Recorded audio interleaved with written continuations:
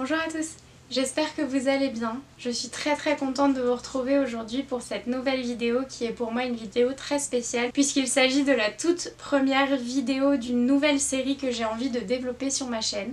Et imaginez cette série avant tout pour me challenger, pour me permettre de découvrir ou redécouvrir soit des revendeurs de tissus, soit des patrons de tissus, de tester, d'aller chiner, de mettre en lumière des petites ou grandes créatrices de patrons ou créateurs de patrons, de pouvoir partager mon expérience d'achat de tissus sur des merceries en ligne, des boutiques physiques, etc. C'est avant tout un retour d'expérience, mais ça va me permettre de manière bienveillante de mettre en lumière certaines personnes qui travaillent le plus souvent un peu dans l'ombre.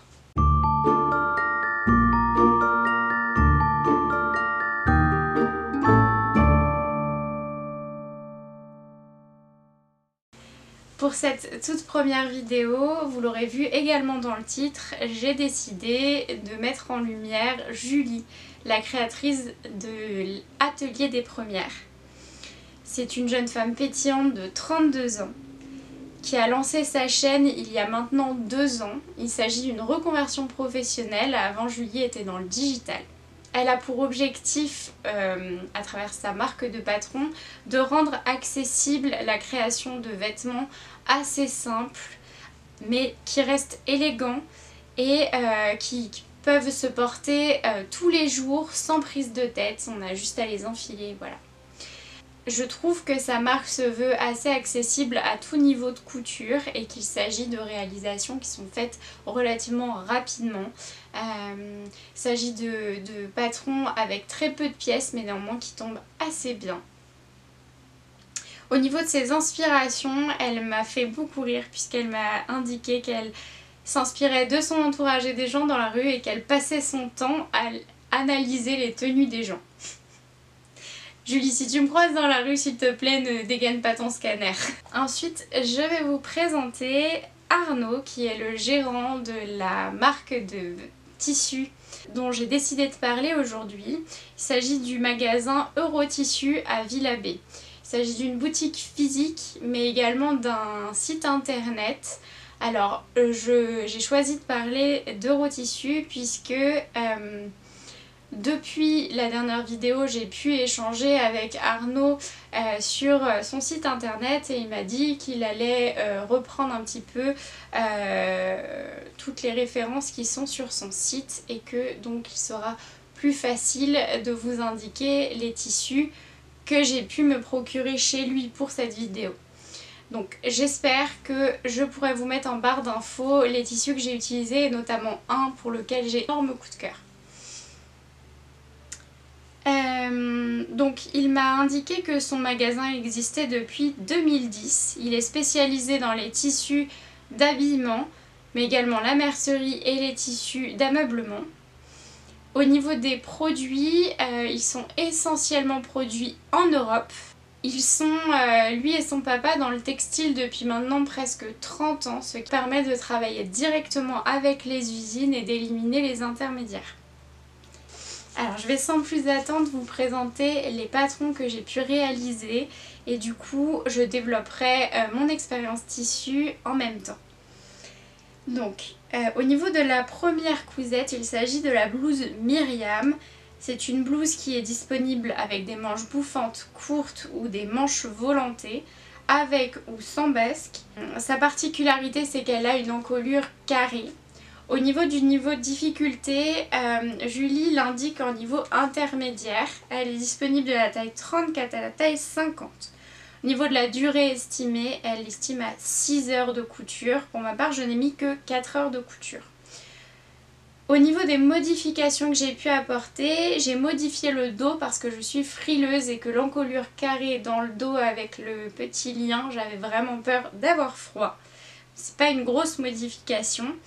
Et comme vous le verrez, là j'ai des surjets apparents puisque j'ai défait ma couture pour pouvoir la modifier puisque j'ai pour projet de mettre une coulisse élastiquée sur le bas de ma blouse ainsi que sur les manches.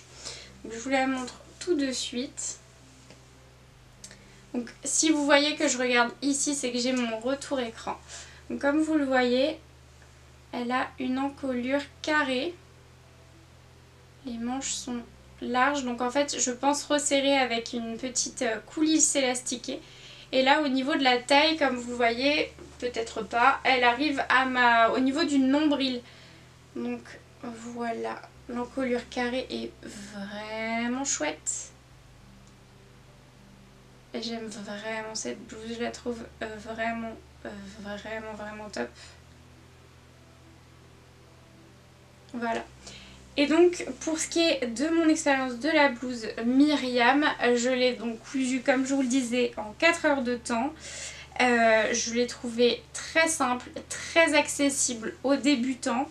Le seul point technique je dirais c'est au niveau voilà, l'encolure carrée pour avoir vraiment les angles qui se dessinent, vraiment dégarnir le coin etc. Mais bon voilà, rien d'inaccessible, elle est entièrement doublée sauf les manches. Voilà, j'ai vraiment adoré la blouse Myriam, je pense que je vais me la refaire mais par contre en version robe. Et au niveau du tissu, alors voilà, donc je ne sais pas trop vraiment si c'est un crêpe ou une viscose, mais voilà, au niveau de la fluidité, vous voyez un petit peu ce que ça rend. J'ai adoré le détail en fait de liseré bordeaux, donc je l'ai gardé. Et le seul truc que je n'ai pas du coup mis dans le droit fil, c'est mes manches, puisque j'avais envie d'avoir donc ce détail là. Voilà. Et au niveau de mon expérience tissu, c'est un tissu qui est de très bonne qualité, qui est fin mais qui se tient vraiment à la couture. J'ai utilisé une aiguille Microtex pour être sûre de prendre soin du crêpe, mais franchement très belle expérience. Et si jamais vous avez du mal avec les tissus qui sont un tout petit peu fuyants, encore que il n'est pas énormément fuyant, mais si vous avez cette difficulté là, j'ai eu l'occasion pour une autre cousette d'utiliser de l'amidon. Il s'agit d'un produit que vous vaporisez sur un tissu, ensuite vous passez votre fer à repasser et ça devient rigide comme de la cotonnade et c'est un bonheur à coudre. Ensuite vous le passez en machine et tout part et ça reprend la fluidité de base. Je sais que j'ai une amie à moi qui ne coud sa viscose que avec de l'amidon et ça lui permet d'avoir une finition très nette mais pourtant sur de la viscose très fuyante. Voilà. Ensuite, je vais enchaîner sur ce pourquoi je me suis lancée dans cette vidéo. J'ai eu un énorme coup de cœur cet été sur la combinaison Clémence que Julie a sortie. Et elle donnait une adaptation sur cette combinaison de pantalon. Un pantalon qui se veut très fluide sur le bas et qui a une ceinture avec un nœud au niveau de la taille et qui a une taille très haute. J'adore les pantalons taille haute et les pantalons fluides, donc il ne m'en fallait pas beaucoup plus.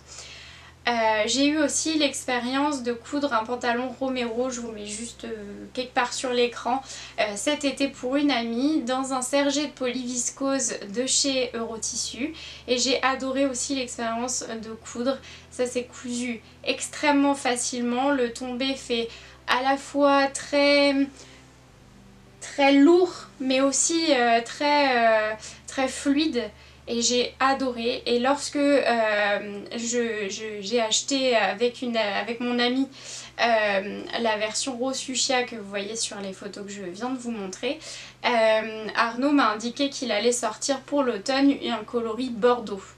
Il m'en fallait pas beaucoup plus, vous savez mon amour du bordeaux, et donc je me suis dit que dans tous les cas je ferai la couture du pantalon Mancia, donc l'adaptation pantalon de la combinaison Clémence, dans ce sergé de polyviscose bordeaux.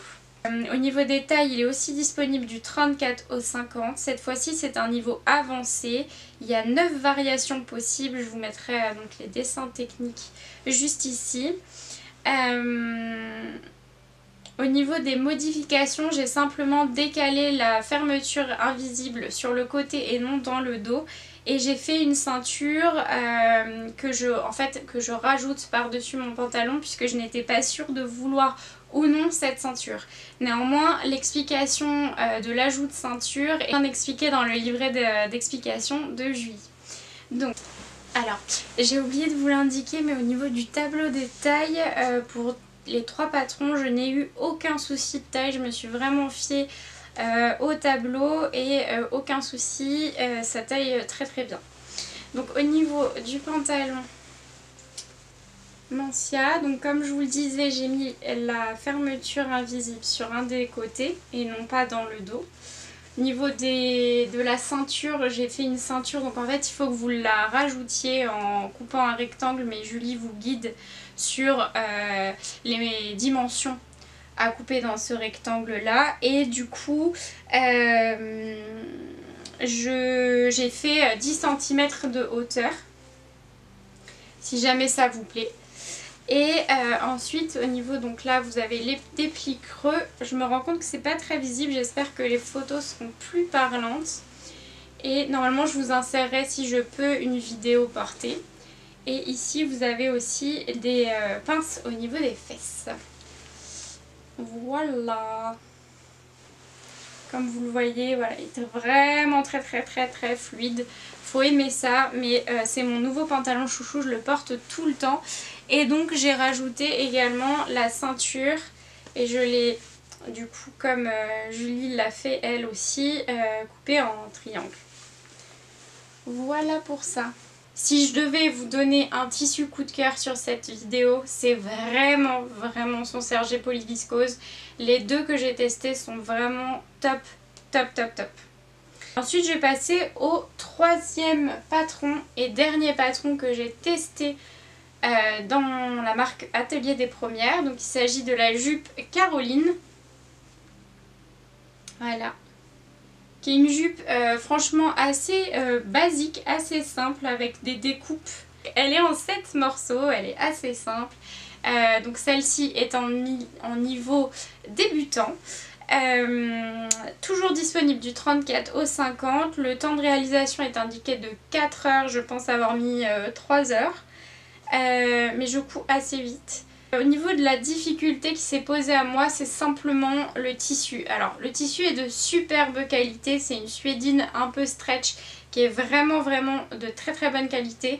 Le seul souci que j'ai eu, c'est que tout simplement je ne gère pas les tissus stretch pour l'instant.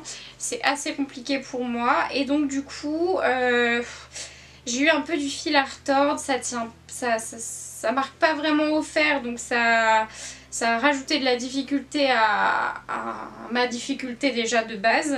Mais pour autant, je suis quand même assez satisfaite de ce que j'ai pu faire. Donc vous voyez là, il y a la ceinture. Et le gros plus de ce patron, c'est que Julie explique très bien la pose déjà donc de la fermeture invisible, qui est parfaitement invisible, je suis pas peu fière. Et de la prise en sandwich en fait entre le tissu principal et votre tissu par monture de ceinture. Et franchement c'est top. Si j'avais pas, donc là en fait vous allez juste voir la difficulté que j'ai eue, c'est que normalement ici au niveau de la ceinture, comment dire, le bas là au niveau de la ceinture est retourné vers l'intérieur en fait, pour avoir une finition bien nette et bien propre. Et là en fait, comme ça marquait pas au fer, que j'ai perdu un petit peu patience, enfin que c'était un petit peu chiant à coudre, je l'ai pas fait, j'ai lâché l'affaire. Mais très honnêtement, c'est pas le tissu qui est à remettre en cause, mais mes capacités à coudre du stretch. Voilà, tout simplement. Voilà. D'ailleurs n'hésitez pas à me mettre en commentaire si vous avez des recommandations, des conseils pour coudre du stretch, voilà, n'hésitez pas. Pour l'instant je pense que c'est surtout une question d'habitude à coudre ce genre de matière. Comme pour la viscose, au début c'est galère et puis au fur et à mesure en fait ça devient un petit peu, comment dire, ça devient une habitude. Mais voilà, j'ai encore de la difficulté sur les trucs, sur les tissus stretch, et ça n'est en aucun cas le problème du tissu. Alors pour résumer cette vidéo, au niveau de mon avis sur les tissus, il est plutôt bon. Mon expérience tissu est encore très bonne comme à mon habitude.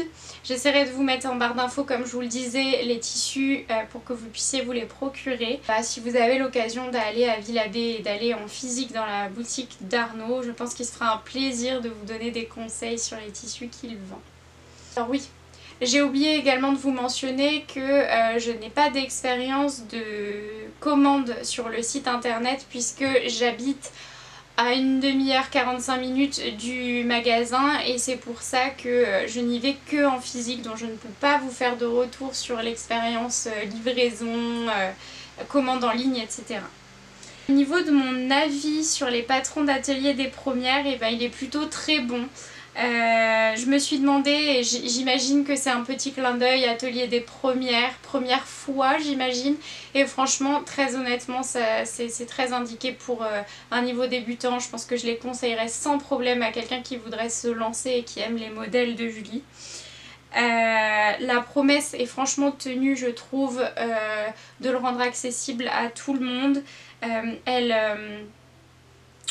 Effectivement, les explications de ces livrets sont très complets. Je ne me suis sentie aucunement perdue à aucun moment. Elle alterne explications écrites et photos, ce qui rend le truc vraiment super accessible. J'ai déjà repéré d'autres patrons. Alors j'ai déjà en ma possession le patron Noël qui est déjà découpé et que je vais coudre en jumelle avec une copine de couture, et je lorgne aussi sur la blouse Laura qui est une blouse très simple mais que je me verrais bien porter au quotidien. Franchement c'est, je pense, sur ma wishlist à partir de maintenant. Voilà pour ça. J'espère que cette vidéo vous aura plu, que l'idée de la série de vidéos vous plaît. N'hésitez pas à mettre en commentaire vos avis, me suggérer pourquoi pas un créateur, une créatrice plus ou moins connue, un revendeur de tissus qui vous fait de l'œil mais que vous n'avez pas encore testé et pour lequel vous auriez envie d'avoir un retour. Voilà, n'hésitez pas à tout me mettre en commentaire, c'est toujours une joie pour moi de vous lire.